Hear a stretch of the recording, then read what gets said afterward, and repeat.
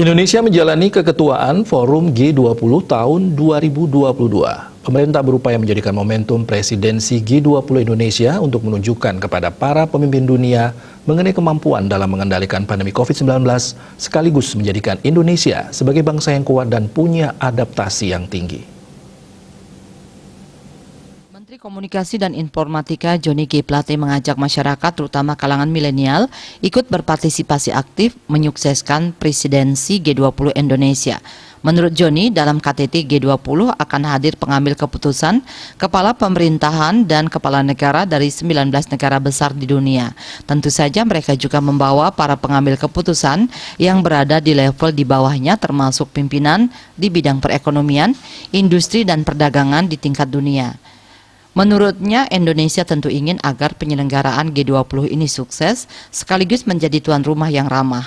Tidak hanya itu saja, selain ramah dalam menerima kehadiran mereka, tetapi ini juga momentum untuk menunjukkan kepada mereka akan kemampuan Indonesia sebagai bangsa yang kuat dan kemampuan adaptasi yang tinggi.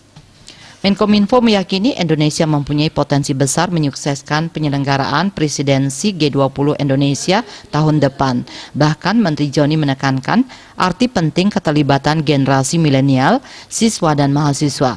Khususnya generasi milenial, para siswa dan mahasiswa harus tahu bahwa Indonesia sebagai ketua presidensi G20 tahun depan. Karena G20 itu merepresentasikan 65% penduduk dunia, merepresentasikan 79% perdagangan global dan 85% perekonomian dunia. Presiden Joko Widodo telah menunjuk Kementerian Komunikasi dan Informatika sebagai koordinator komunikasi dan media dalam kelompok negara 20.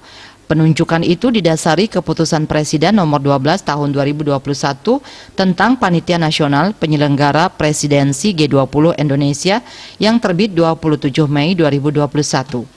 Berdasarkan Kepres itu, Kominfo bertugas untuk membangun strategi komunikasi kepada masyarakat.